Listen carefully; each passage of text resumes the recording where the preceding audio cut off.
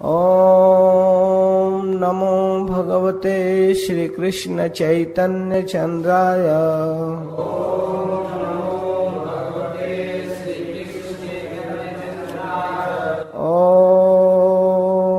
नमो भगवते श्री कृष्ण चैतन्य चंद्राय।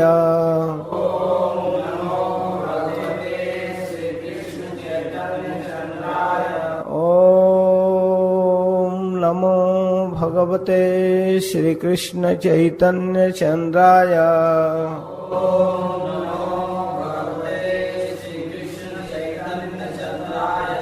हरे कृष्ण। सुबह के सत्र में हम लोग श्री चैतन्य महाप्रभु के अवतार के मूल प्रयोजन के विषय में सुन रहे थे। 5वें श्लोक का अर्थ हो चुका है। अब 6वें श्लोक की व्याख्या कृष्णदास कविराज गोस्वामी करना चाहते हैं। पहले इस श्लोक का आभास करेंगे। आभास प्रकाश का अर्थ समझते हैं। जैसे सूर्योदय होने से पहले आधा घंटा 45 मिनट पहले अंधकार समाप्त हो जाता है। इसका मतलब सूर्य का आभास हो जाता है। अब सूर्योदय होने वाला है और इसके बाद सूर्य जब निकलते हैं तो फिर उनका प्रकाश आता है। लेकिन उनका प्रकाश उनके उदय होने से पहले ही जो संक्षिप्त रूप में छिपे हुए रूप में आता है उसको आभास कहते हैं। सूर्य के आगमन की ही सूचना आभास देता है। सूर्योदय होने वाला है, रात्रि समाप्त हो गई। अब आकाश में तारे दिखना बंद हो जाते हैं, अंधकार दूर हो जाता है। सूर्योदय से पहले उसको आभास कहते हैं। जब सूर्य निकल जाते हैं तो उसको प्रकाश कहते हैं। उसी प्रकार इस श्लोक के आने से पहले जो श्लोक का भाव है उसको आभास कहेंगे और फिर श्लोक आने के बाद जब अनुवाद और व्याख्या करेंगे उसको प्रकाश कहेंगे। तो 6वां श्लोक का आभास। अवतारेर आर एक आछे मुख्य बीज, रसिक शेखर कृष्ण से ही कार्य निज। अवतार का एक मुख्य बीज है, मुख्य कारण वो है कि कृष्ण रसिक शेखर है, रस के आस्वादन करने वाले हैं। श्री कृष्ण स्वयं रस भी हैं और भोक्ता भी हैं। भगवद गीता में दोनों कहे हैं कि जितने स्वादिष्ट वस्तु है उसमें जो टेस्ट है, यहाँ तक कि जल के अंदर जो रस है, रसो अहम पौष कौन्तेय प्रभास्मि सूर्ययो, जल के अंदर जो रस है, टेस्ट है, वो मैं हूँ। और फिर कहते हैं कि जितने टेस्टफुल पदार्थ है स्वादिष्ट, उसके भोक्ता हम हैं।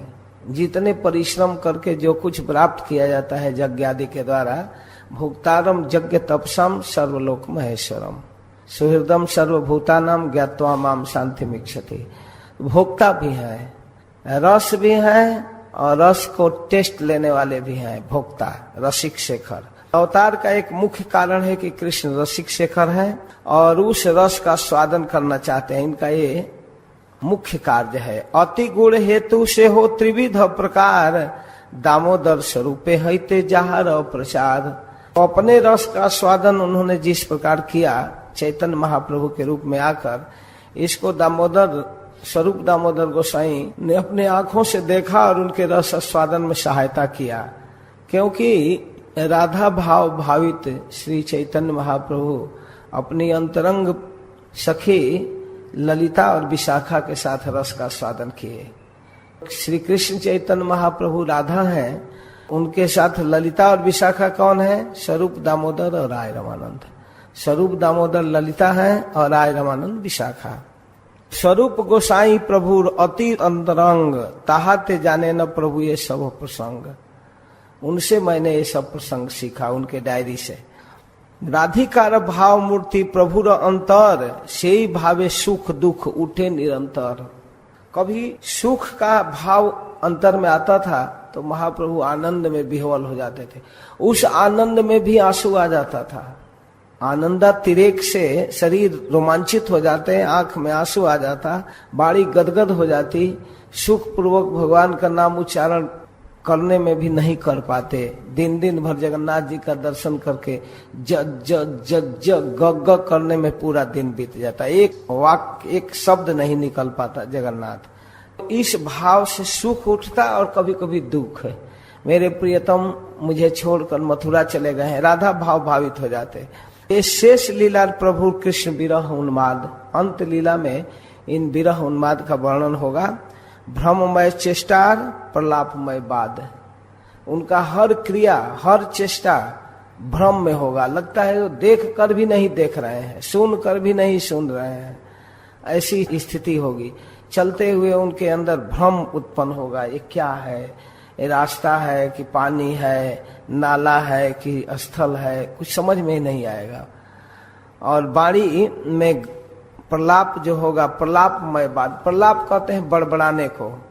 कभी कभी कोई व्यक्ति स्वप्न में कुछ बड़बड़ाता है, कुछ कहता है, और होश में नहीं है, सोया है, या शराब के नशे में बड़बड़ाता है, खूब पी लिया है, उन्मत्त हो गया है तो कुछ बोलता है, उसको खुद पता नहीं कि हम बोल क्या रहे हैं, उसको प्रलाप कहते हैं।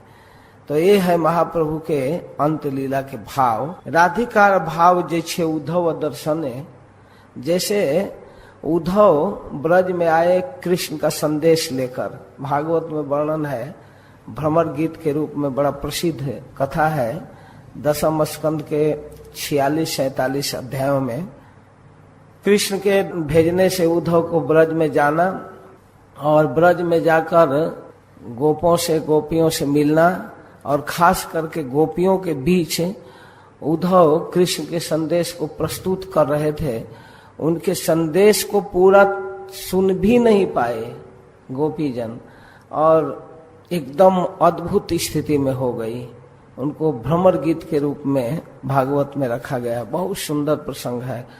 गोपियों के भाव का उच्चतम दर्शन उद्धव को करने को मिला। सेई भावे मत प्रभु थाके रात्रि दिने, उसी भाव में, राधा रानी के भाव में रात दिन महाप्रभु रहते थे। ये बंगला शब्द है, कुछ इसमें हिंदी भोजपुरी का मिक्स है। थाके माने रहते थे। रात्रे बिलापे न स्वरूपेर कंठ धरी, और रात को स्वरूप दामोदर के गला पकड़कर बिलाप करने लगते थे।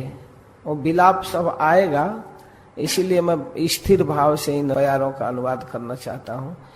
मुझे बार बार संकोच हो रहा है कि सब मेरा अधिकार नहीं है, लेकिन फिर भी आवेश से अपन भाव कहे उघारे, आवेश में अपनी स्थिति को कहने लगते थे। किस स्थिति में रो रहे हैं, क्यों रो रहे हैं, क्या बात है। जबे जय भाव उठे प्रभु अंतर, जब जो भाव उनके हृदय में उठता था, सही गीत श्लोक सुख देन दामोदर, उस तरह के श्लोक या उस तरह के गीत गा करके स्वरूप दामोदर उनको आश्वासन देते थे। उसी सखी भाव में, हे सखी मेरे दुख को सुनो, तो कहते थे कि हे सखी आप ऐसे दुखी मत होइए। उसमें गीत मुख्य रूप से 3 महाकवियों का सुनाते थे स्वरूप दामोदर। चंडीदास बंगाल के, विद्यापति जी मिथिला उत्तरी बिहार, और जयदेव जी नवद्वीप में भी रहे हैं, बंगाल में भी, और लास्ट में पुरी में रहे, जिनका दशावतार, गीत गोविंदम इत्यादि ग्रंथ है। गीत गोविंद के पद सुना करके उनको आश्वासन देते थे, जहाँ जब जैसा जरूरत पड़ता तब। एबे कार्य नाही किछु ये सब विचारे, आगे यह विवर युव करिया विस्तारे। अभी कोई जरूरत नहीं है उन बातों को कहने का, प्रसंग पाकर मैं केवल उसका टच कर रहा हूँ, आगे विस्तार से कहूंगा। पूर्वे ब्रजे कृष्णेर त्रिविध वयो धर्म, ब्रज में श्री कृष्ण का 3 वय, वय माने आयु, 3 अवस्थाएं होती हैं। वो है कौमार, पौगंड और किशोर अतिमर्म। अवतार के बाद 5 वर्ष तक की अवस्था को कुमार अवस्था कहते हैं या बाल अवस्था कहते हैं, बाल्य लीला। और 5 के बाद जो 5वां से 6वां प्रारंभ होता है, वहां से 10 वर्ष तक को पौगंड कहते हैं, पौगंड अवस्था। 10 से आगे किशोर अवस्था कहते हैं, किशोर युवा अवस्था। श्री कृष्ण के भाग्य में वृद्धावस्था नहीं है, और बूढ़ा नहीं होते। 10, 11, 12 वर्ष, 14 वर्ष के बच्चे जैसा वो 125 वर्ष के उम्र में भी दिखते थे।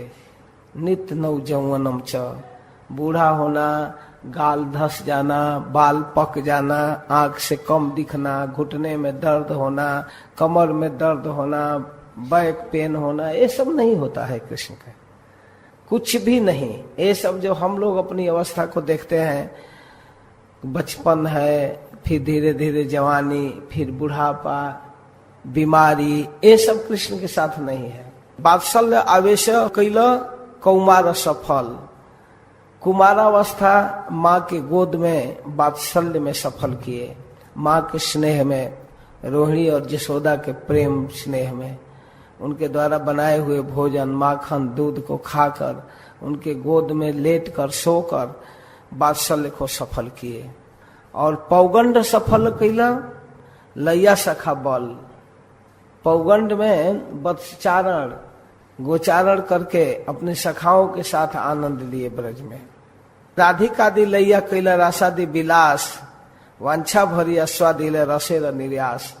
और भगवान जब 7 वर्ष के थे ना, 7-8 वर्ष के, उसी समय इनके शरीर में किशोरावस्था दिखता था। पौगंड अवस्था में थे लेकिन लगते थे 14 साल के, 7 साल के उम्र में 14 साल के लगते थे। गिराज धारण किए थे तो छोटा नहीं थे, 14 साल जैसे लगते थे, उम्र था 7 साल। और उसी अवस्था में किशोर अवस्था का जो लीला है, जो गोपियों के साथ रास आदि, वो 7-8 वर्ष की अवस्था में किए। रासादि विलास, वंछा भरी अस्वादिल रसेर नियास, कैशोर वयस काम जगत सकल, रासादि लीलाय तीन करिल सफल। क्योंकि 10 वर्ष के बाद कृष्ण ज्यादा नहीं ब्रज में रहे, 1 साल रहे। जो किशोर अवस्था है वो पौगंड अवस्था में ही आ गया था, और उसमें रास आदि किए। भगवान की लीला का क्रम बता रहे हैं। इस प्रकार कृष्ण लीला का स्वादन किए, और जो जो लीला ब्रज में किए, उन लीलाओं से अपने नित्य परिकरों को, गोप सखाओं को, माता पिता को और नित्य प्रेयसियां गोपियों को सुख दिए, उसका स्वादन किए। इस प्रकार रस के खान श्री कृष्ण रस का चर्वण किए, स्वादन किए, फिर भी उनकी इच्छा पूरी नहीं हुई। अब एक विशेष रस का स्वादन करना चाहते हैं। वो विशेष रस क्या है? राधिका के भाव के द्वारा रसा स्वादन। अपने अंदर क्या रस है इसको नहीं समझ पा रहे हैं, तो इस रस के स्वादन के लिए महाप्रभु के रूप में आते हैं। यही मत पूर्वे कृष्ण रसे रसदन, यद्यपि करिल रस निर्यास चर्वण। इस प्रकार कृष्ण जो रस का स्वादन किए, जो रस के खान है, तथापि नहिल 3 वांछा पूर्ण, फिर भी 3 वांछा इनका पूरा नहीं हुआ। कृष्ण के 3 वांछा क्या है कि राधा रानी के प्रेम की सीमा क्या है, वो किस सीमा तक प्रेम करती है मुझसे, उसको नहीं समझ पा रहे थे। मेरे अंदर जो मधुरिमा है वो क्या है, और किस स्थिति से उसका आस्वादन किया जा सकता है। तो इसको आस्वादन करने का लोभ कृष्ण के मन में आया। तहार प्रथम वांछा करिए व्याख्यान, कृष्ण कहे यामी हई रसेर निधान। अब इन 3 वांछाओं की व्याख्या कर रहे हैं।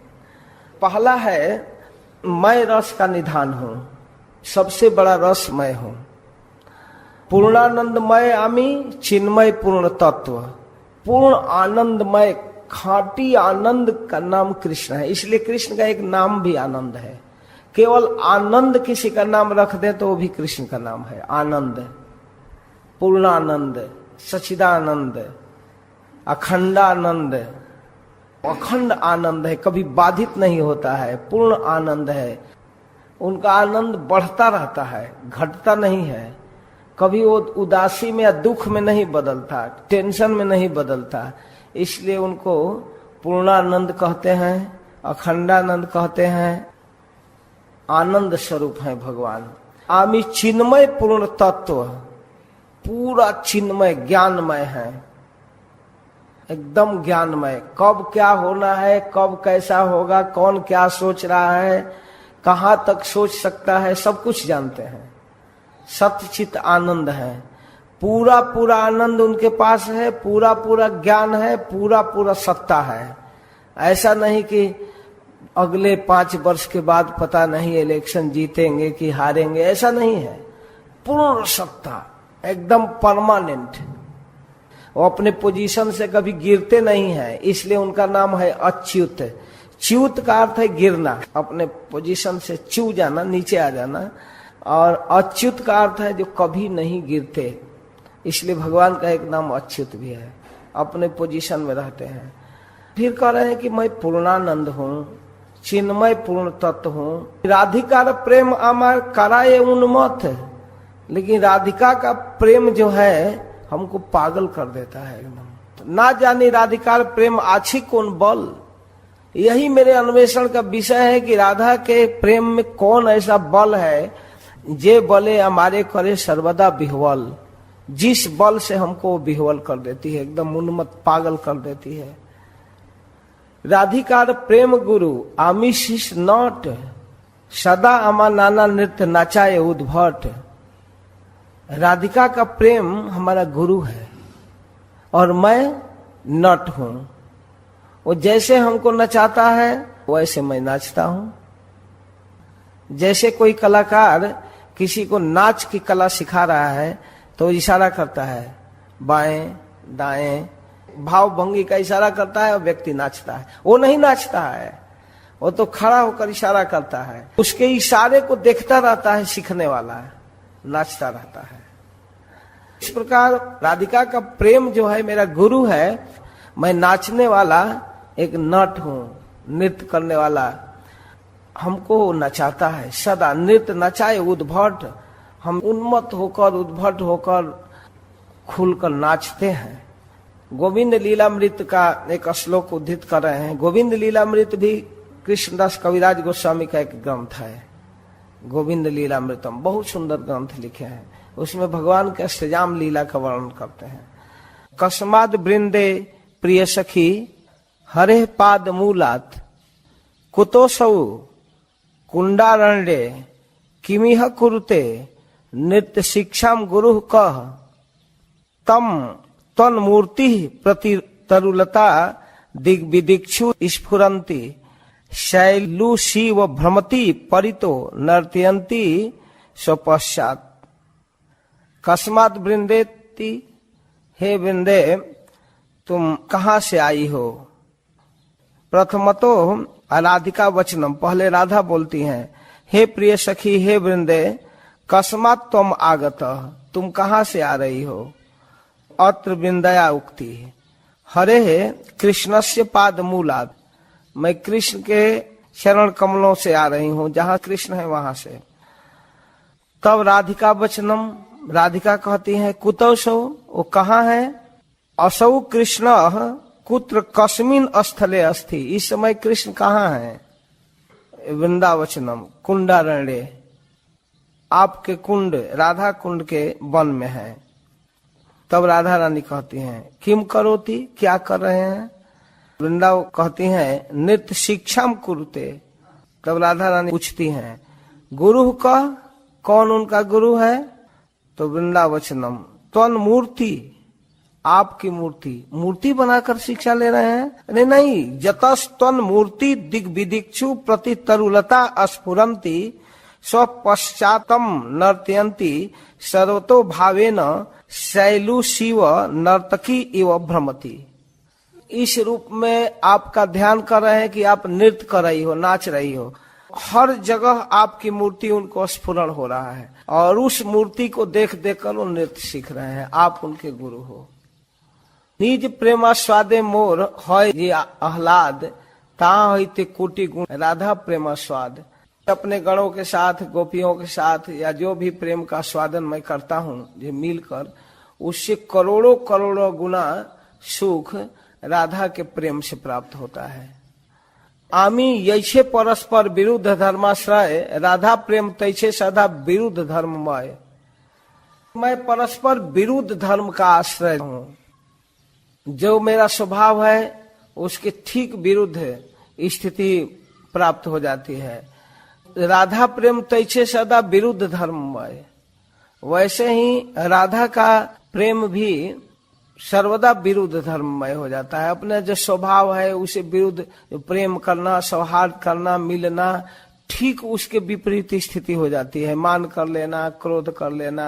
राधा प्रेम विभु आर बाड़ीते नहीं ठाई, तथापि यह क्षणे क्षणे बाढ़े सदाई। नहीं कि राधा का प्रेम विभु है, यानी अनंत। विभु का मतलब होता है अनलिमिटेड, असीम। जैसे समुद्र का जल असीम है, वैसे वो सर्वदा बढ़ता रहता है, घटता नहीं है। जहां होते गुरु वस्तु नाही सुनिश्चित, तथापि गुरु धर्म गौरव वर्जित। जो बड़ा वस्तु है, गुरु मतलब बड़ा भारी, उसका निश्चित करना मुश्किल है। वो कहाँ तक उसका बड़प्पन है, कहाँ तक उसकी गुरुता है। तथापि गुरु धर्म गौरव वर्जित, फिर भी उसकी गुरुता है कि अपने गौरव, अपने गरिमा को बचा कर रखता है। जहां होते सुनिर्मल द्वितीय नहीं आर, तथापि सर्वदा वाम्य वक्र व्यवहार। केवल मुझको प्रसन्न करना जिनका अभीष्ट है, उनमें भी वाम्य व्यवहार, वक्र, उल्टा व्यवहार देखा जाता है। क्रोध करना, चिढ़ जाना, नाराज हो जाना, दूर रहने की भावना करना, कसम खाना, मैं इससे बात नहीं करूंगी, इस तरह। तो ये स्थिति अद्भुत है, अद्भुत स्थिति है। भगवान राधा प्रेम का वर्णन कर रहे हैं। सेई प्रेमे राधिकार परम आश्रय, वह प्रेम राधिका के प्रेम का आश्रय है, उसी में वो टिका हुआ है। सेई प्रेमेर आमी है केवल विषय, मैं उस प्रेम का विषय हूँ। आश्रय और विषय दो वस्तु है। विषय जातीय सुख अमार आस्वाद, आमा होते कोटि गुण आश्रय आह्लाद। मैं उस प्रेम का विषय हूँ। राधा मुझको देखकर, मुझसे मिलकर, मुझसे बात करके प्रसन्न होती है, लेकिन मेरा प्रेम कहाँ टिका है? राधा पर। जैसे भक्त लोग जो हैं भगवान के प्रेम के आश्रय हैं, और भक्तों के प्रेम के विषय है भगवान। भगवान के विषय में सुनना, भगवान के विषय में बोलना, उनके रूप को देखना, उनकी सेवा करना, ये सब भक्तों का प्रेम का विषय होता है। लेकिन उनका प्रेम टिकता कहाँ है? किस आश्रय में? भक्तों के आश्रय में। इसलिए भक्त लोग आश्रय हैं प्रेम के। आमा हैते कोटि गुण आश्रय आह्लाद। कृष्ण की सेवा करके जो सुख भक्त लोग प्राप्त करते हैं, वो सुख भगवान को नहीं है। भगवान उस सुख के लिए तरस गए। भक्त लोग इतना आनंद से कैसे सेवा करते हैं। आश्रय जातीय सुख पाइते मन धाय, और मेरा मन उस आश्रय सुख को पाने के लिए तरस रहा है।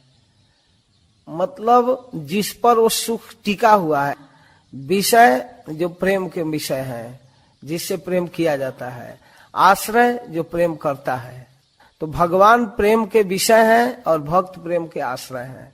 क्लियर समझना चाहिए। राधा रानी प्रेम के आश्रय हैं और श्री कृष्ण प्रेम के विषय हैं। कृष्ण को देखना, कृष्ण से बात करना, उनके लिए सेवा करना, ये भक्त का कर्तव्य है।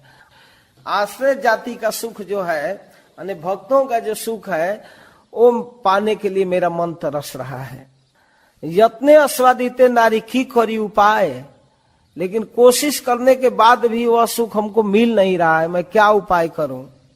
कभू यदि यही प्रेम है आश्रय, तबे यही प्रेमानंदेर अनुभव है। कभी मेरे जीवन में अगर ऐसा दिन आवे कि मैं भक्त बनूं, तब मैं अनुभव करूंगा। ये तो चिंती रहे कृष्ण परम कौतुकी। यह सोच सोच कर कृष्ण अद्भुत स्थिति को प्राप्त करते हैं। उनके मन में कौतुक होता है, जिज्ञासा होती है।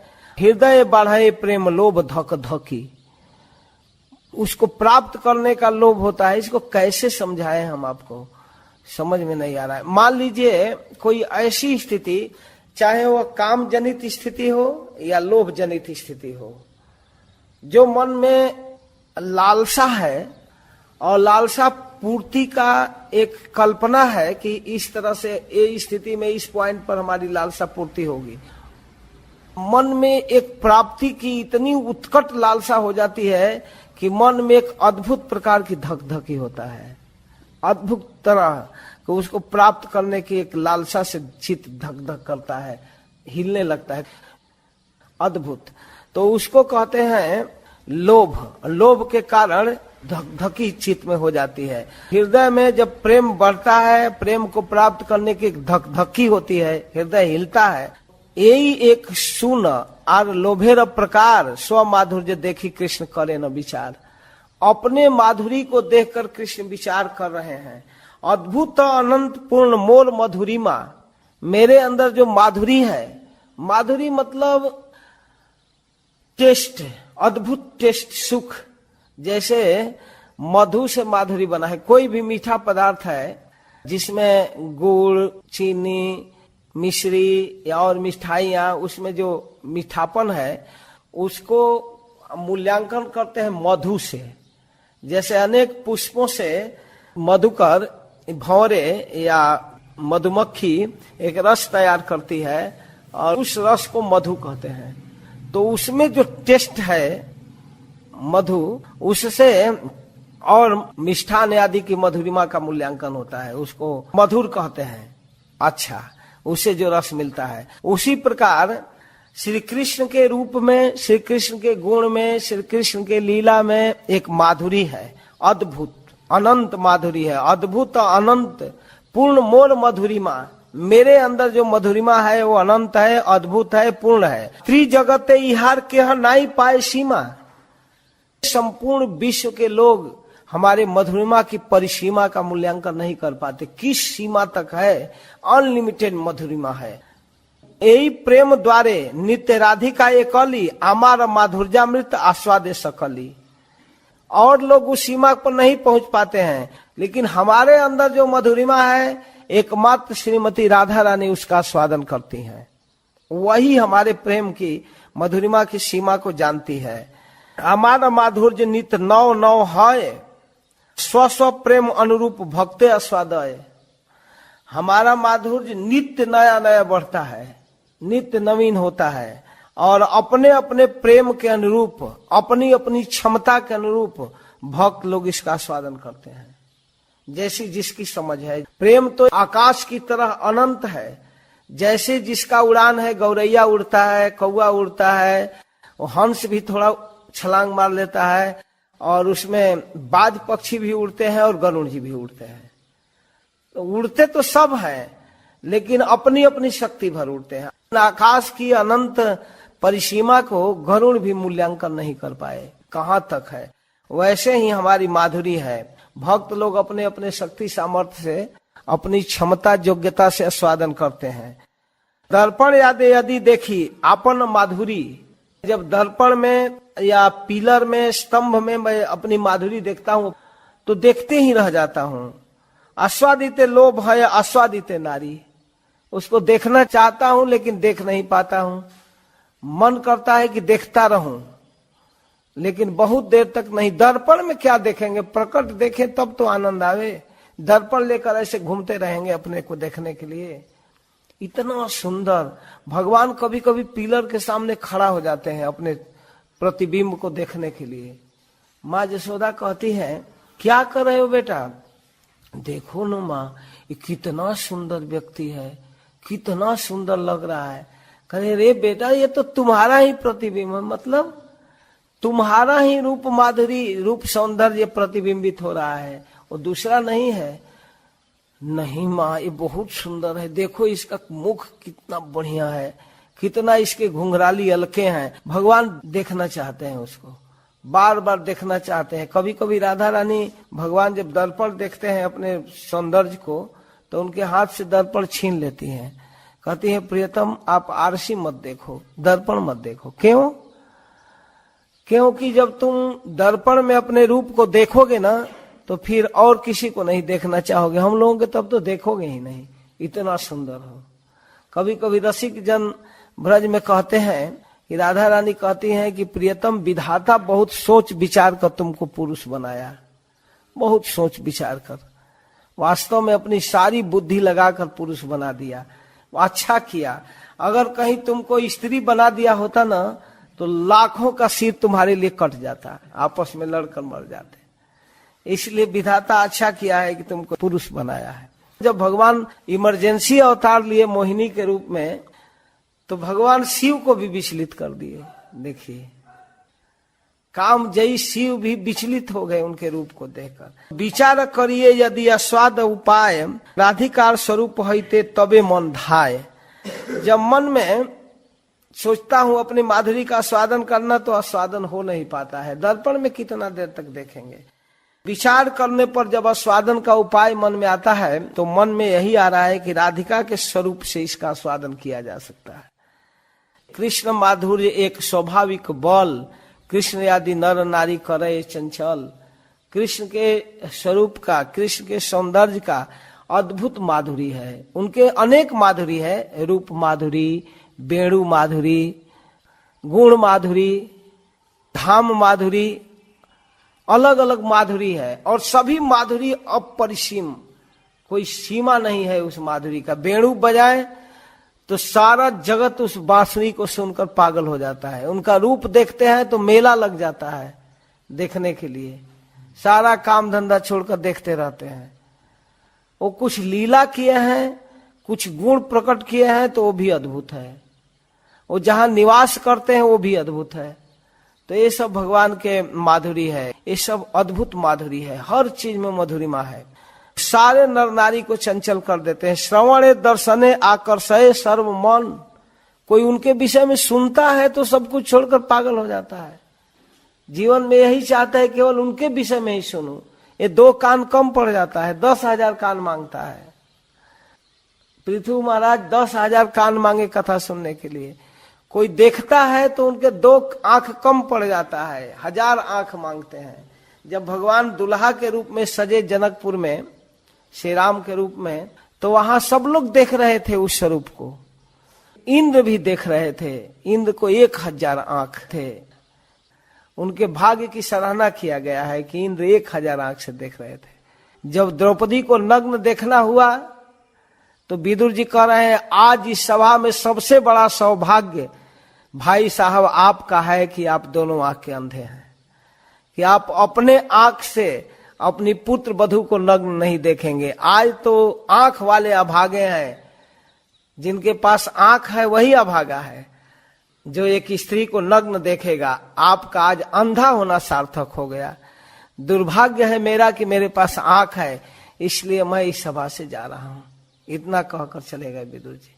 तो वहां आंख होना दुर्भाग्य हो गया और वहां 1000 आंख होना सौभाग्य हो गया भगवान को देखने के लिए। श्रवण दर्शने आकर्षे सर्व मन।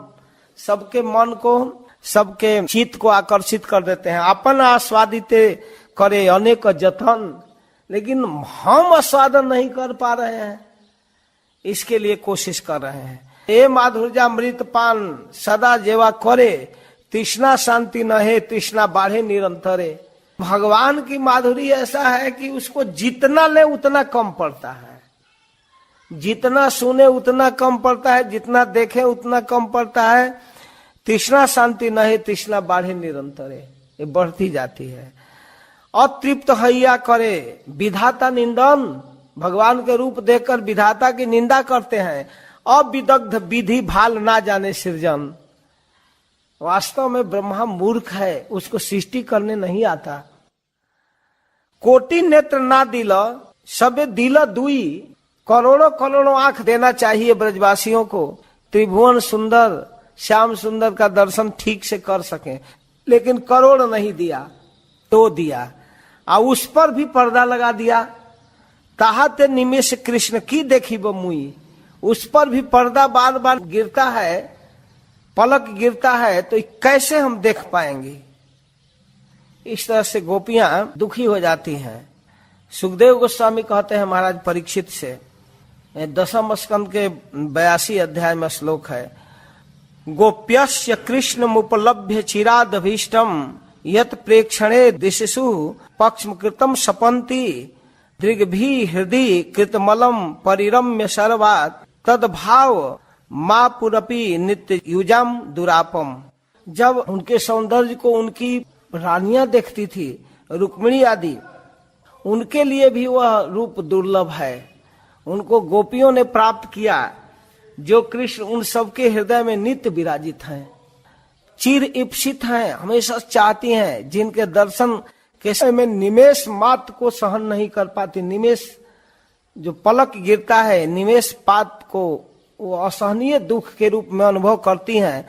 और उन कृष्ण को अनेक दिनों के पश्चात कुरुक्षेत्र में दर्शन करके गोपियों ने निज दृष्टि के द्वारा जो परिपूर्ण आलिंगन किया, ऐसा लगा कि गोपियां अपने आंख में कृष्ण को बसा लेगी, एकदम धसा लेगी, भीतर बंद करके पैक कर लेगी, ऐसा लग रहा था। ऐसे देख रही थी श्री कृष्ण को।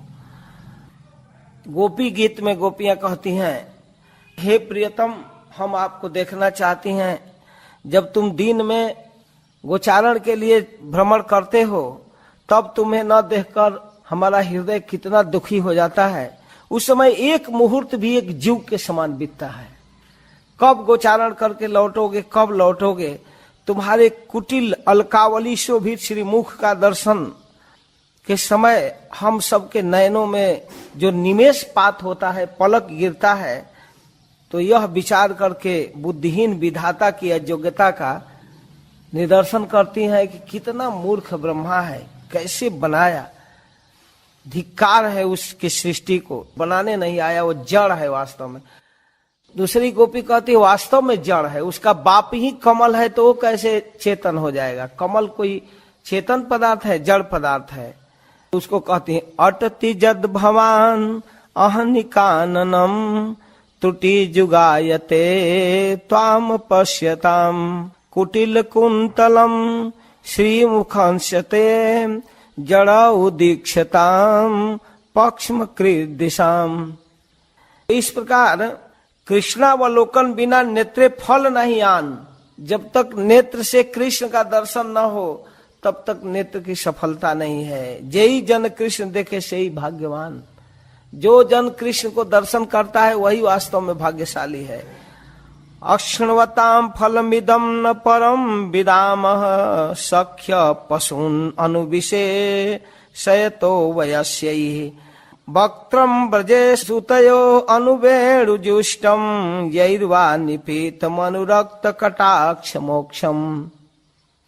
श्रीमद् भागवतम के 10वें स्कंद के 21वें अध्याय में सखियां आपस में बात करती हैं कि हे सखी, सखा वृंद के साथ जब प्रियतम गोचारण के लिए जाते हैं, वेणु जब बजाते हैं, वेणु बजाते हुए प्रियतम को जिसने देखा है वास्तव में उसके ही नयन सफल है। कारण कि नयन प्राप्ति का यही फल है, आंख प्राप्ति का यही फल है कि अधिक से अधिक श्याम सुंदर का दर्शन किया जाए। इस प्रकार के भाव हैं। इस तरह भगवान के सौंदर्य को देखकर दूसरे लोग चर्चा करते हैं आपस में, वास्तव में कितनी गोपियां सौभाग्यशालिनी हैं कि प्रियतम से मिलती हैं, उनको देखती हैं, श्याम सुंदर के रूप माधुरी का स्वादन करने को उनको अवसर प्राप्त हुआ है। फिर भागवत के एक श्लोक उद्धृत कर रहे हैं, गोप्यस्तपः किम चरन् यदमुष्य रूपम लावण्य सार असमोर्ध्व मनन्य सिद्धिम दिग्भि पिबंत अनुसवाभिनवम दुरापम एकांत धाम जसस श्रिय ऐश्वर्यस्य। श्री कृष्ण का रूप लावण्य का सार है एवं तुलना किसी रूप से नहीं किया जा सकता है। नव नवायमान है, हर क्षण उनका रूप नया नया दिखता है, और सुंदर और नवीन और जवान, बूढ़े नहीं होते। गोपियों ने ऐसी कौन सी तपस्या की जो इस रूप का अपने नेत्रों से पान करती रहती हैं। इस तरह से लोग चर्चा करते हैं आपस में।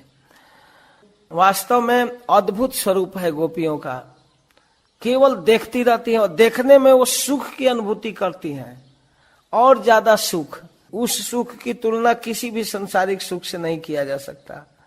इन सब स्थिति का आस्वादन चैतन्य महाप्रभु के रूप में आकर किए। भगवान के रूप का दर्शन करके, उनके विषय में सुन करके अपूर्व जो माधुरी है उस माधुरी का आस्वादन किए। कृष्णेर माधुरी कृष्णेर उपजाए लोभ। कृष्ण की माधुरी कृष्ण को ही लोभ उत्पन्न करा रहा है। सम्यक आस्वादिते नारे मने रहे क्षोभ, लेकिन स्वयं आस्वादन नहीं कर पाते इसलिए मन में क्षोभ है। यही तो द्वितीय हेतु कैला विवरण, इसको प्राप्त करना चाहते हैं, ये दूसरा लोभ है। तृतीय हेतु रे सुनह लक्षण। अब तीसरा कारण क्या है चैतन्य महाप्रभु के अवतार का? अत्यंत निगूढ़ यही रसे सिद्धांत, स्वरूप गोसाई मात्र जाने न एकांत। तृतीय रस का मन में जो जिज्ञासा है, उस सिद्धांत को स्वरूप दामोदर जानते हैं, उसको वर्णन किए हैं। जेवा के हो अन्य जाने, से हो तहां होते, चैतन्य प्रभु रते हो अत्यंत मर्म ताते। कहते दूसरा भी जान सकता है, लेकिन चैतन्य महाप्रभु की जिस पर अत्यंत कृपा हो। गोपी गणे प्रेम रूढ़ महाभाव नाम, विशुद्ध निर्मल प्रेम कभू नहे काम। एक विशेष बात बतलाते हैं, केवल तत्सुख सुखित्वम, प्रियतम को सुखी करना जिनका अभीष्ट है, एक विशुद्ध निर्मल प्रेम है, इसमें कोई अपना निज सुख नहीं है। इसको भक्ति रसामृत सिंधु में श्रीपाद रूप गोस्वामी कहते हैं, प्रेमैव गोप रामाणाम काम इत्यगमत प्रथाम इत्युद्वादयोपेतम वांछन्ति भगवत प्रिया।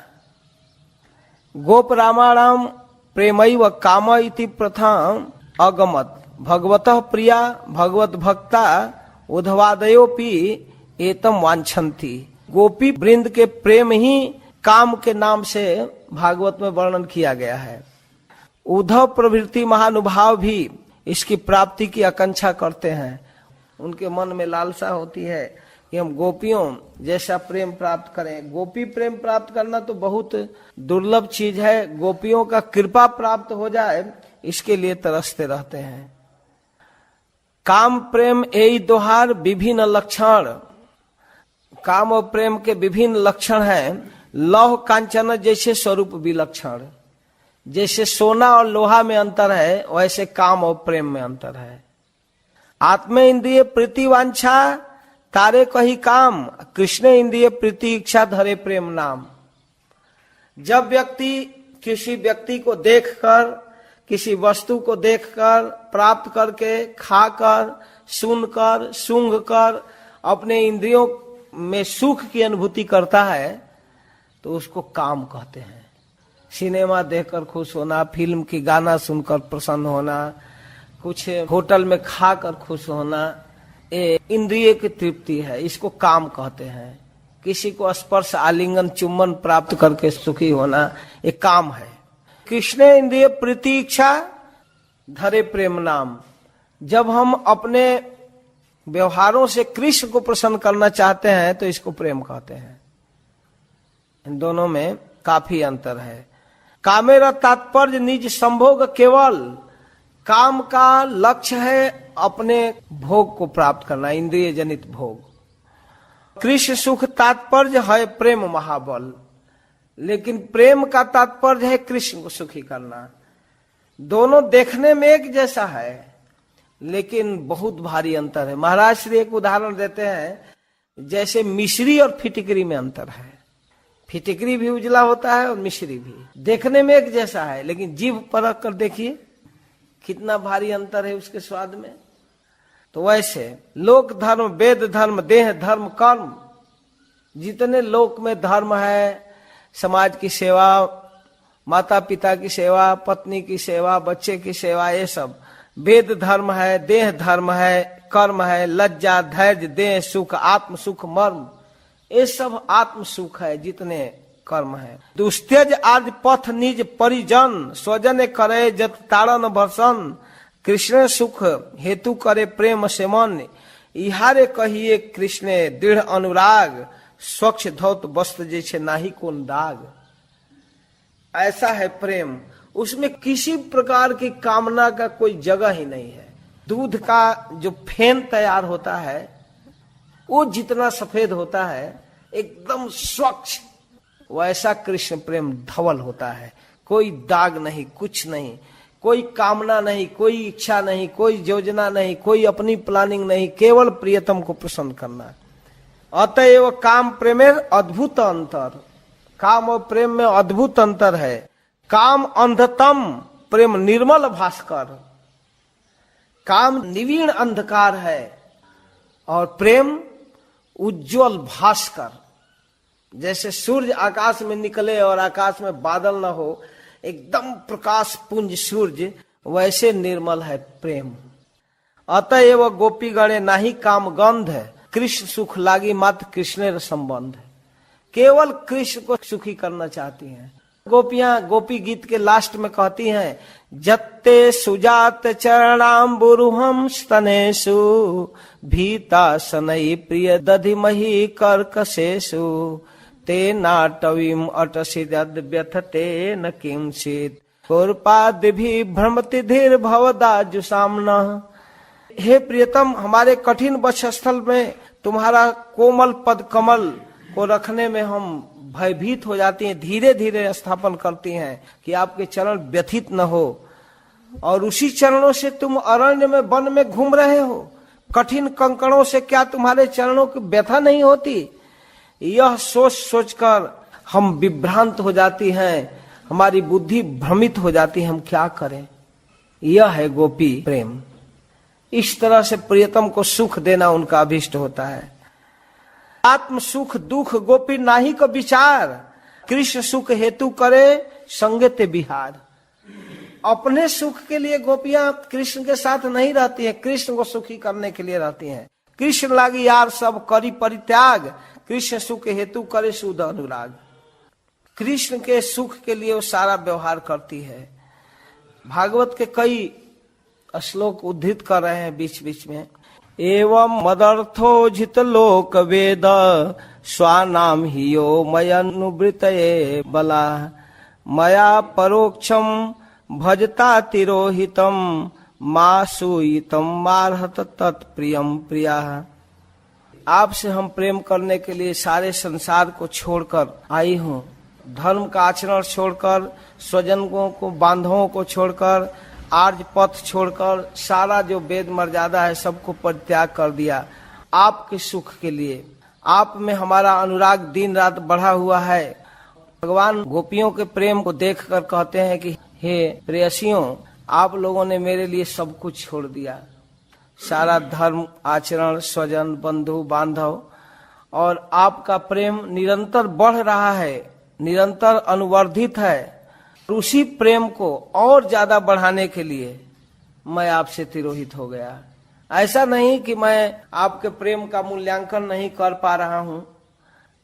आप हमारे प्रेम व्यवहार में दोष दृष्टि मत करो, हम आपसे विशेष प्रेम वर्धन के लिए छिपे। एवं मदर्थो जितलोक वेद स्वानम यो युष्माकम परोक्षम अदर्शनम यथा भवति तथा भजता मया तिरोहितम अंतर्धाने न स्थितम तस्मात् हे अबला हे प्रिया प्रियम माम असूयितुम दोषारोपेण द्रष्टुम एवं माम अर्हत न योग्यास्थ। आप हमें दोष दृष्टि मत कीजिए, हम आपके प्रेम को बढ़ाने के लिए तिरोहित हुए थे। इस प्रकार गोपियों के प्रेम का वर्णन करते हैं। फिर एक श्लोक कह रहे हैं, ताम मनस्का मत प्राणा मदर्थे त्यक्त दैहिका मामेव दैतम प्रेष्टम आत्मान मनसा गता। मेरे लिए मन प्राण देह सब कुछ समस्त विषय अर्पण किए हैं, मैं उन्हीं का दैत हूँ, प्रियतम हूँ, आत्मा स्वरूप हूँ। मुझको ये मन के द्वारा प्राप्त करते रहते हैं। अपने भक्तों के विषय में भगवान कह रहे हैं कि मेरे भक्त मेरी भक्ति करते हैं, मेरे लिए समर्पण करते हैं, मैं उनका चिंतन करता हूँ, उनको प्राप्त होता हूँ। लेकिन एक विशेष बात है, विशेष ध्यान देने लायक बात, कि भगवान भगवत गीता में प्रतिज्ञा करते हैं कि जो जिस भाव से मेरा भजन करता है उस भाव से उस भजन का आस्वादन करता हूँ और वैसे ही मैं उसको भजता हूँ, उसके भाव की पुष्टि करता हूँ। कृष्ण ने प्रतिज्ञा एक आक्षेप पूर्व हईते, जे जैसे भजे तैसे ताहाते भजीते। जो जैसा भजन करता है वैसा करते हैं। जे जथा माम प्रपद्यन्ते तान तथैव भजाम्य मम वर्तमान वर्तन्ते मनुष्या पार्थ सर्वस। से प्रतिज्ञा भंग हईले गोपीर भजने। लेकिन गोपियों के भजन के सामने इनकी प्रतिज्ञा टूट गई। जितना गोपियां भजन की वैसा वो नहीं कर पाए, नहीं चुका पाए। ताहाते प्रमाण कृष्ण श्री मुख वचने। स्वयं श्री कृष्ण अपने मुख से कहते हैं कि हम आपके प्रेम का बदला नहीं चुका सकते। न पारे हम निर्वध्य संजुजाम स्वसाधु कृत्यम विबुधा जुषापि वह या माँ भजन दुर्जर गृह श्रृंखला संब्रीच तद्वह प्रतियातु साधुना। हे मेरे प्रेयसियों, मैं आपके प्रेम का बदला नहीं चुका सकता। अगर मैं ब्रह्मा की आयु प्राप्त करके भी बदला चुकाना चाहूं तब भी मेरे बस की बात नहीं है, क्योंकि तुम लोगों ने मेरे लिए दुश्छेद्य गृह बंधन को तोड़कर मेरा भजन किया है। मेरे पास ऐसा समर्थ नहीं है, मैं नहीं चुका सकता, इसलिए मैं सदैव आपका ऋणी रहूंगा। नो ड्यूज नहीं हो पाएगा मुझसे। हार स्वीकार कर लिए, एकदम हाथ जोड़कर माफी मांग लिए, बस हम आपके ऋणी हैं, आपके प्रेम के ऋणी हैं, माफ कर दिया जाए लोन। तबे जे देखिए गोपी निज देह प्रीत से हो तो कृष्ण लागी जानी है निश्चित। अब देखिए अत्यंत रहस्यमय प्रसंग आ रहा है। जितना जितना आगे बढ़ते हैं उतना ही रहस्य की बातें आती है और विशेष आस्वादन का विषय है। से हो तो कृष्ण लागी जानी है निश्चित। लेकिन गोपियों में भी देखा जाता है कि वो श्रृंगार करती हैं, भोजन करती हैं, तो ये क्या है? ये काम नहीं है। ये देह कैला आमी कृष्ण समर्पण तार धन यही तार संभोग साधन। यह देह मैं कृष्ण को समर्पित कर चुकी हूं, इसलिए ये कृष्ण की संपत्ति है, धरोहर है। यह देह कृष्ण को दे चुकी हूं, लेकिन मेरे पास कृष्ण इस देह को रखे हैं, तो किसी के धरोहर को संभाल कर रखना पड़ता है। ये देह दर्शने स्पर्श कृष्ण संतोष। इस देह के दर्शन से और स्पर्श से कृष्ण को संतोष मिलता है। यही लागी करे देह मार्जन आभूषण। इसीलिए देह का मार्जन करती है, आभूषण पहनती है। प्रियतम जिस ड्रेस को प्रसन्न करते हैं, जिस वेश को प्रसन्न करते हैं, स्वस्थ शरीर प्रसन्न करते हैं, उसको गोपियां सजाना चाहती हैं उस रूप में। गोपी प्रेमामृत एक ग्रंथ है जिसमें भगवान स्वयं कहते हैं, निजांगम पिया गोप्यो ममेति समुपासते ताभ्य परम न मे पार्थ निगूढ़ प्रेम भाजनम। भगवान अर्जुन से बता रहे हैं गोपी प्रेम के विषय में। निजांगम अपि या गोप्या यो गोप्या निजांगम निज देहम ममेति मम संबंधित तर दर्शनादौ ममेव महत सुखम स्यात्। अपने देह को अपना देह मानती ही नहीं, मेरा देह मानकर, मेरा अंग मानकर उसकी सेवा करती है। इति ज्ञत्वा उपासते शुश्रूषते। इसीलिए उस देह को सजाती है, खिलाती है, पिलाती है, सुलाती भी है। ताभ्य परम हे पार्थ मम निगूढ़ प्रेम भाजनम नास्ति। उन गोपी की छोड़कर हे अर्जुन मेरा प्रेम भाजन और कोई है ही नहीं। आर एक अद्भुत गोपी भावे र स्वभाव, बुद्धि र गोचर न है जहां र प्रभाव। वहां तक बुद्धि जा ही नहीं सकती। गोपी गण करे न जब एक कृष्ण दर्शन, गोपियां जब कृष्ण का दर्शन करती हैं, उनके मन में कृष्ण को देखकर सुख वांछा नहीं, कृष्ण को देखकर एक सुख प्राप्त होगा यह कामना नहीं है। एक अद्भुत अद्भुत बात बतला रहे हैं कृष्णदास कविराज गोस्वामी। विशेष कृपा से, गुरु कृपा से, वैष्णव की कृपा से, भगवान की कृपा से ही यह रहस्य समझ में आ सकता है, ऐसे नहीं आएगा। विशेष सावधानी के साथ सुनना चाहिए। गोपी गण करें जब एक कृष्ण दर्शन, गोपियां कृष्ण के आवाज सुनकर दौड़ती है, उनको देखना चाहती है उनके रूप माधुरी को, तो कहते हैं ना सुख वांछा नहीं, कृष्ण को देख करके हमको सुख मिलेगा यह कामना नहीं है। सुख है कोटि गुण, लेकिन कृष्ण को देखकर वो करोड़ों करोड़ों गुना सुखी हो जाती है। कृष्ण से रहित अवस्था जो है और कृष्ण के पास आने में जो है करोड़ों गुना श्रेष्ठ है, उनको सुख मिलता है। लेकिन वह किस प्रकार का सुख है? गोपिका दर्शने कृष्ण जे आनंद है। राधा रानी को देखकर जो कृष्ण को आनंद मिलता है, ताहा हिते कोटि गुण गोपी आस्वादय।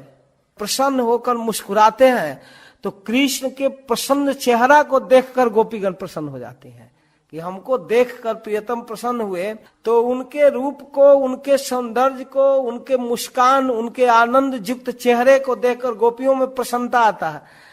ता सवार नाही निज सुख अनुरोध, उनका ये अनुरोध नहीं है कि हमको सुख मिले, तथापि बढ़ाए सुख परिल विरोध। फिर भी उनको सुख मिलता है।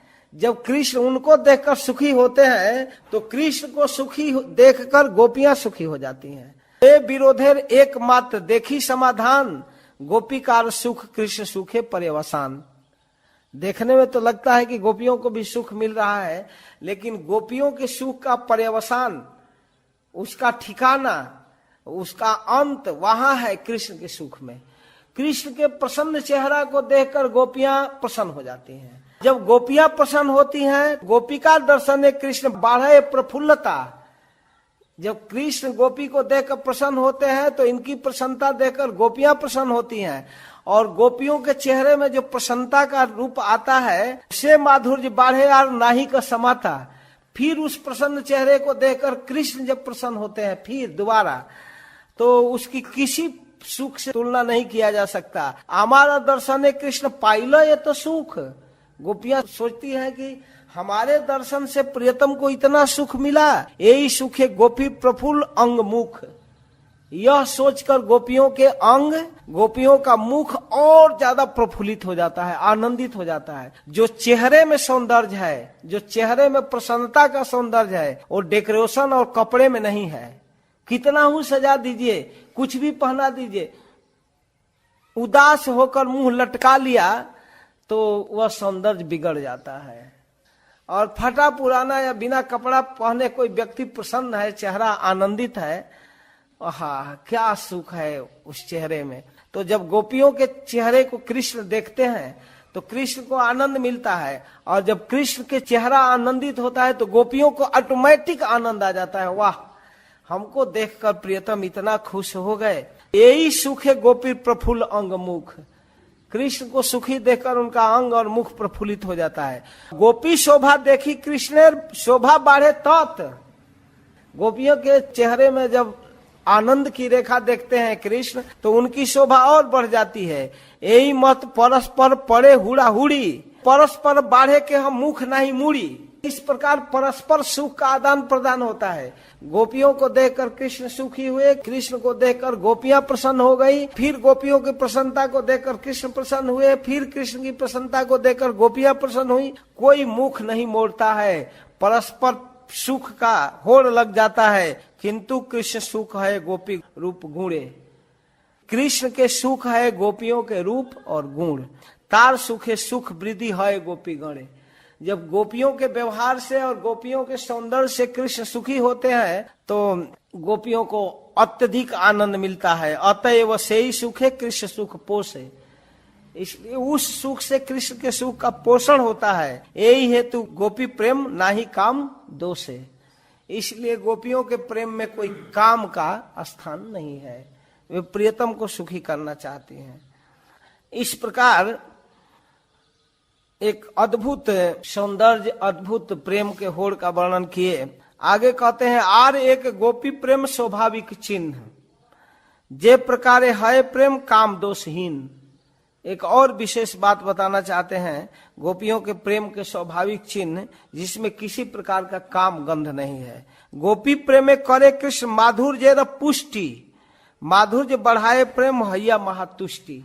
गोपी प्रेम कृष्ण के माधुरिमा को बढ़ा देता है। कभी कभी व्यक्ति अकेलापन अनुभव करता है, जब अपने प्रिय जनों के साथ होता है तो उसका आनंद बढ़ जाता है, उसका सौंदर्य बढ़ जाता है, उसके बोलने की क्षमता बढ़ जाती है। ऐसे अकेले अकेले क्या बात करेगा, कैसे, किससे? भगवान गोपियों को देखकर आनंदित हो जाते हैं और उनकी जो मधुरिमा है, रूप माधुरी और बढ़ जाती है, उसकी पुष्टि होती है। माधुर्य बढ़ाए प्रेम हैया महातुष्टि। प्रीति विषयानंद तदाश्रयानंद, ये प्रेम के विषय श्री कृष्ण है और उनके आश्रय आनंद है गोपी जन। ताहा नाही निज सुख वांछा संबंध, वहां कोई अपने सुख का कोई स्थान ही नहीं है। निरुपाधि प्रेम जहां, तहां यही रीत। जहां कोई उपाधि नहीं है वहां उस प्रेम की यही रीति है। निज प्रेमानंदे कृष्ण सेवानंद बाधे, से आनंदे प्रति भक्ते रहे महाक्रोधे। जब कृष्ण को आनंद प्रदान करते हैं सेवा करते हैं तो कभी कभी ऐसा व्यवहार हो जाता है कि उस सेवा में बाधा उत्पन्न हो जाती है। से आनंदे प्रति भक्तिर है महाक्रोधे, उस आनंद के प्रति उसको क्रोध होता है, अपने पर क्रोध होता है। जैसे एक बार दारुक जो सारथी है कृष्ण का, द्वारिका में बीजन कर रहा था, पंखा झेल रहा था भगवान को। तो पंखा झेल रहा था और भगवान के सौंदर्य को देख रहा था। देखते देखते उसके अंग स्तंभित होने लगे, एकदम स्थिर, पंखा हिल नहीं रहा था, देखना ही चाहता था तो एकदम खड़ा हो जाता था। उनको देखने में पंखा हिल नहीं रहा था, उनकी बात सुनने में हिलाना नहीं चाहता था, स्तंभित हो गया। स्तंभित हो गया तो अपने पर क्रोध हो रहा है, क्या हो रहा है, क्या हो रहा है। दारुक उस प्रेम घन आनंद को भी तिरस्कार करने लगा। ये प्रेम धिक्कार है, मुझको इस तरह से कृष्ण के प्रति प्रेम क्यों उत्पन्न होता है। कभी कभी भगवान को देखना चाहते हैं, इतना आंखों से आंसू गिरता है, इतना आंसू गिरता है कि वो दिखते ही नहीं ठीक से। तो जो प्रेम की अवस्था है अश्रुपात, वो भी उस प्रेम में बाधा उत्पन्न कर देता है। तो गोपियां उस प्रेम के लिए, उस आंसू के लिए अपने को दोष देने लगती हैं।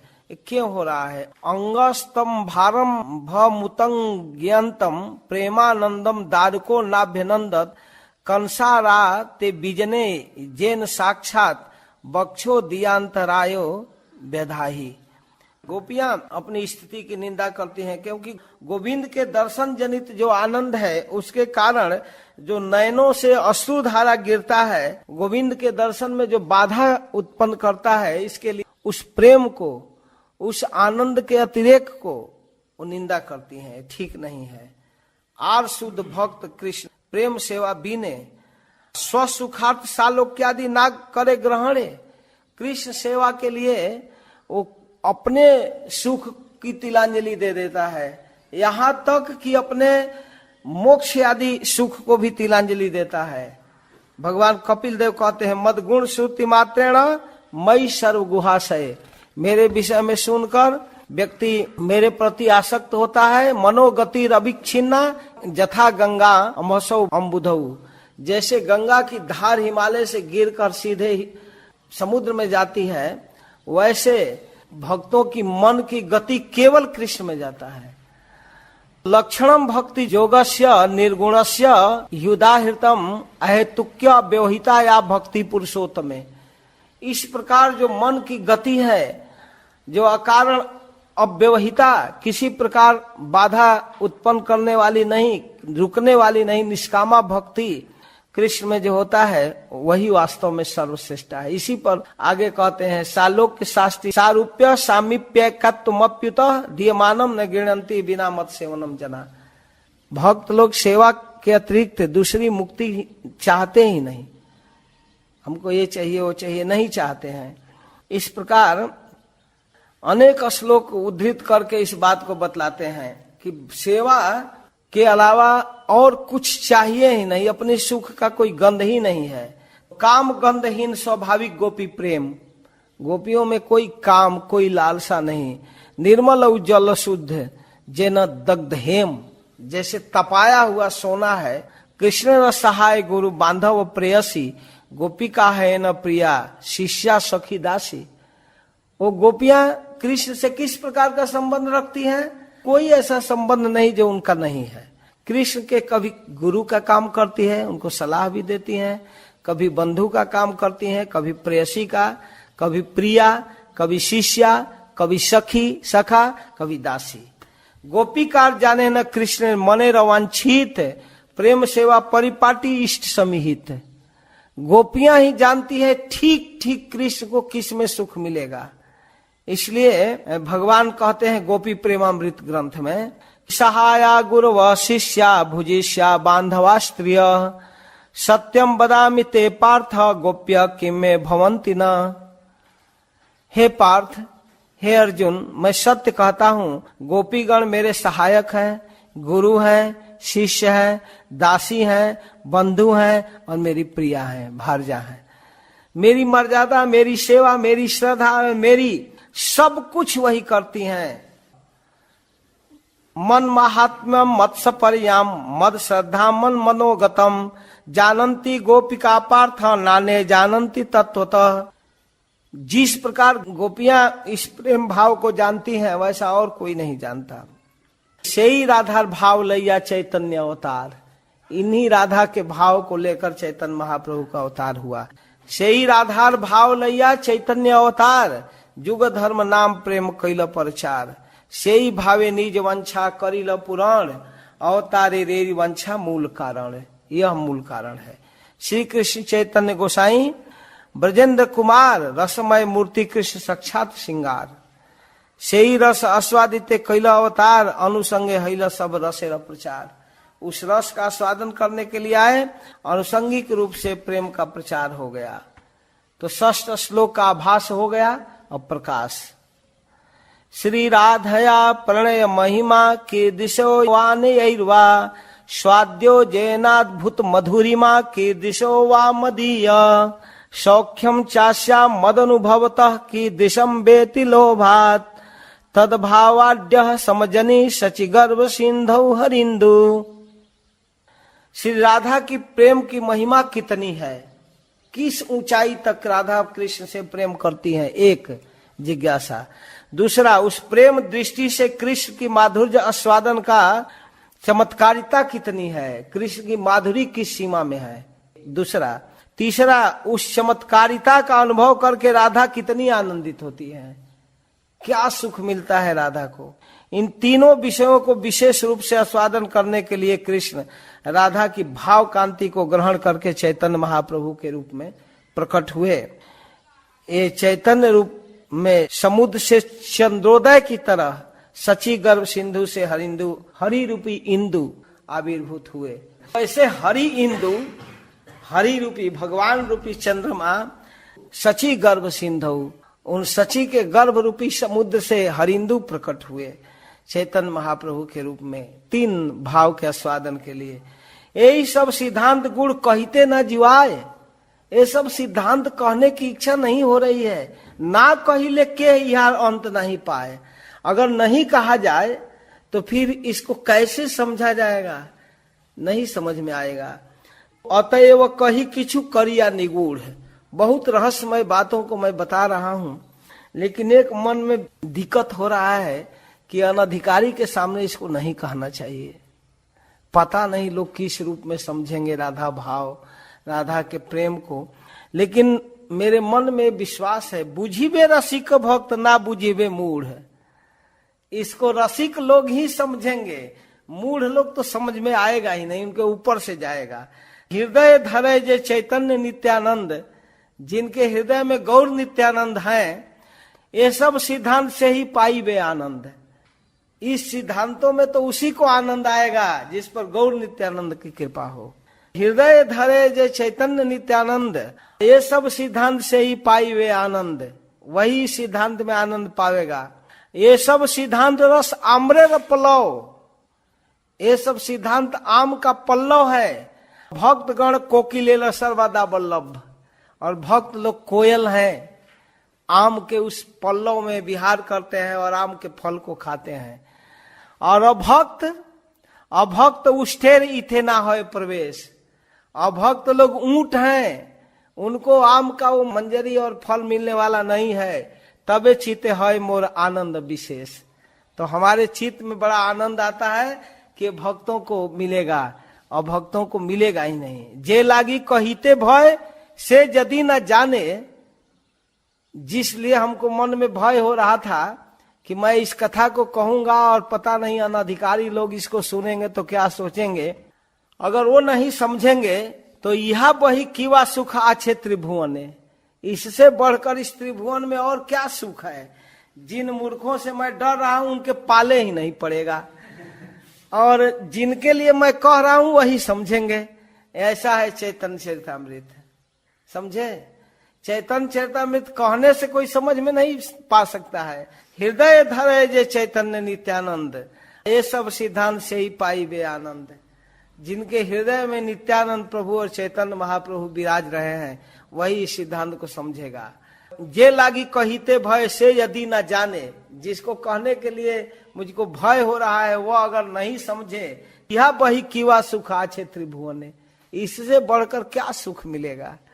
बहुत अच्छा है, इसको कहीं भी कहा जा सकता है। इसलिए कहा जा सकता है कि जिनको नहीं सुनाना है उसको समझ में आएगा ही नहीं, जिनको समझना है, जिस पर महाप्रभु की कृपा है, वो आनंद लेंगे। अतएव भक्त गणे करी नमस्कार, निसंग कहिए सवार हो चमत्कार। इसलिए हे भक्तों, मैं आपको नमस्कार करके निसंकोच इस कथा को कह रहा हूं। कृष्ण विचार एक रहे अंतरे, पूर्णानंद पूर्ण रस रूपे कहे मोरे। कृष्ण के मन में विचार आ रहा था, आमा हैते आनंदित है त्रिभुवन, आमा के आनंद दिवे जेन कोन जन, कौन हमको आनंद दे सकता है। आमा हैते जार जत सत सत गुण, से ही जन आह्लादित पारे मोर मन। हमसे करोड़ों करोड़ों गुना जिसमें आनंद होगा वो तो हमको आनंद दे पाएगा ना। आमा हैते गुणी बड़ जगत असंभव, हमसे बड़ा गुणमान इस जगत में कोई नहीं है। एकल ही राधा ते ताहा कही अनुभव, एकमात्र राधा ही हमसे बढ़कर है। कोटि काम जीनी रूप यद्यपि अमार, करोड़ों कामदेवों को जीतने वाला रूप है। असमोर्ध माधुर्य साम्य नहीं यार, मेरे माधुरी के सामने, मेरे रूप के सामने किसी की तुलना नहीं है। मोर रूपे अपलायित है त्रिभुवन, मेरे रूप से सारा जगत प्रभावित है। राधा दर्शन ने मोर जुड़ाए नयन, लेकिन राधा को जब देखता हूं तो मेरा नयन तृप्त हो जाता है। मोर वंशी गीत आकर्षय त्रिभुवन, राधा वचन हरे हमारा श्रवण। हमारे वंशी के आवाज से सारा दुनिया थिरकती है, नाचती है, लेकिन हमारा कान राधा के बोली सुनने के लिए तरसता है। ये देखिए, यद्यपि अमार गंधे जगत सुगंध है, हमारे गंध से जगत सुगंधित है। मोर चित घ्राण हरे राधा अंग गंध, यद्यपि अमार रस जगत सरस, राधा अधर रस मोरे करे बस। हमारे रस से सारा जगत प्रभावित है, सब लोग चाहते हैं, लेकिन हम राधा के अधरामृत का पान करना चाहते हैं। मुझको बस में कर लिया है। यद्यपि अमार स्पर्श कोटिंदु शीतल, हमारे स्पर्श से करोड़ों चंद्रमा से ज्यादा शीतलता है। राधिका स्पर्श से अमार करे सुशीतल, लेकिन हमको भी शीतलता प्रदान करता है राधा का आलिंगन स्पर्श। यही मत जगते सुख आमी हेतु, राधिका रूप गुण आमार जीवातु। इस प्रकार जगत के लिए तो मैं काफी हूं, जगत को सुख देने के लिए, लेकिन हमको जीवित रखने के लिए राधिका का रूप गुण आधार है। यही मत अनुभव हमारा प्रतीत, विचारी देखिए जब सब विपरीत। इस प्रकार हम अनुभव करते हैं, लेकिन विचार करके देखते हैं तो सब उल्टा हो जाता है। राधा दर्शन मोर जुड़ाए नयन, हमारा दर्शन राधा सुखे अज्ञान। लेकिन देखिए स्थिति, सारा संसार हमको देखकर आनंदित हो जाता है, हम राधा को देखकर तृप्त होते हैं, लेकिन हमको देखकर राधा का ज्ञान ही समाप्त हो जाता है। परस्पर वेणु गीते हरे चेतन, मोर भ्रम तमाले करे आलिंगन। हमारी बंसी की आवाज सुनकर, हमारे रूप का दर्शन करके वो अचेतन हो जाती है, उसकी बुद्धि ही काम नहीं करती, वह मेरे भ्रम में तमाल को पकड़कर आलिंगन करती है। हे प्रियतम, बहुत देर के बाद मिले, आप कहाँ थे? पेड़ को पकड़ ली, कृष्ण आलिंगन पाइनु जन्म सफल। हाय हाय प्रियतम, आज जन्म सार्थक हो गया, आप मिले। यही सुखे मग्न रहे वृक्ष करी कोले, वृक्ष को गोद में लेकर वो आनंद में रहती है। अनुकूल बातें यदि पाए मोर गंध, मेरे स्पर्श को करके हवा बहकर उसके पास चला जाए, उड़ी या पढ़े चाहे प्रेमे हो या अंध, तब उसके मन में इतनी त्वरता होती है कि वो सोचती है कि मैं उड़कर प्रियतम के पास चली जाऊं। तामुल चर्बित जबे करे आस्वादन, जब हमारे चबाए हुए पान को लेती है तो आनंद समुद्र मग्न किछु ही न जाने। हमारा संग में राधा पाए जे आनंद, शतमुखे कही तबु नहीं पाई अंत। ते हमारे संगम से, संग से जो राधा रानी को सुख मिलता है, उसको सैकड़ों मुख से भी वर्णन नहीं किया जाता। दोहारे जे सम रस भरत मुनि माने, हमारा ब्रजेरा रस सेह नहीं जाने। भरत मुनि एक बहुत बड़े नाट्य और श्रृंगार के कवि हुए हैं, वो सारे रस का वर्णन करते हैं, लेकिन ब्रज के रस को भरत मुनि भी नहीं जानते। अन्यो न संगमे आमी जत सुख पाई, ताहा ही ते राधा सुख सत अधिकाई। एक दूसरे से जो सुख मिलता है उससे राधा रानी का सुख और ज्यादा बढ़ता रहता है। ताते जानी मोरे आछे कौन एक रस, आमार मोहिनी राधा तारे करे बस। इन सब रसों का स्वादन जब हम करना चाहते हैं तो हमको वही प्रभावित करती है। आमा हईते राधा पाए जे जाती है सुख, तहा आस्वादिते आमी सदाई उन्मुख। हमसे जो राधा रानी सुख को प्राप्त करना चाहती है उस सुख को प्राप्त करने के लिए हम सदा तरसते हैं, उन्मुख रहते हैं। तहा आस्वादिते आमी सदाई उन्मुख, नाना जत्न करी आमी नारी आस्वादिते। इसको बार बार कह रहे हैं। जय सुख माधुर्य घ्राणे लोभ बाढ़े चीते, वही हमारे चित्त में लोभ है। रस आस्वादिते आमी कैल अवतार, प्रेम रस आस्वादिल विविध प्रकार। इसी रस का आस्वादन करने के लिए हम आए। राग मार्गे भक्त भक्ति करे जे प्रकारे, तहा सिखाई लीला आचरण द्वारे। ब्रज में जिन जिन रसों के द्वारा भक्त लोग मेरे साथ संबंध किए, उस रस को मैं जगत में देना चाहता हूँ। यही तीन तृष्णा मोर नहिल पुराण, विजातीय भाव नहे तहा आस्वादन। इन तीन रसों का स्वादन मैं करना चाहता हूँ, लेकिन ये दूसरे स्वरूप से होगा ही नहीं, ये विजातीय भाव से नहीं होगा। राधिकार भाव कांति अंगीकार बिने, से ही तीन सुख कभू नहे आस्वादने। बिना राधा रानी के मूड में और बिना राधा रानी की कांति को लिए सुख नहीं मिलेगा। भाव मतलब मूड, उसी मूड में। राधा भाव अंगीकारी धरी तार वर्ण, तीन सुख आस्वादित है अवतीर्ण। सर्व भावे करिल कृष्ण यही तो निश्चय, हे न काल आइल युगावतार समय। जब कृष्ण यह निश्चय कर लिए तो युगावतार का समय आ गया। सही काले अद्वैत करे आराधन, तहार हुंकारे कैले कृष्ण आकर्षण। ठीक उसी समय अद्वैताचार्य जी भगवान को पुकार रहे थे। पिता माता गुरुगण आगे अवतरी, राधिकार भाव वर्ण अंगीकार करी। अपने पिता माता जगन्नाथ, शशि देवी, अद्वैताचार्य और भी माधवेंद्रपुरी, ईश्वरपुरी को आगे भेजकर नवद्वीपे शची गर्भ शुद्ध दुग्ध सिंधु, ताहते प्रकट हिला कृष्ण पूर्ण इंदु। इस प्रकार शची गर्भ से भगवान का अवतार हुआ। यही मत श्लोके करिल व्याख्यान, रूप गोसाई पद्म करी ध्यान। रूप गोसाई की कृपा से मैंने इस श्लोक का अर्थ कर दिया। हरे कृष्णा। जय श्रील प्रभुपाद। जय श्री गौर हरि।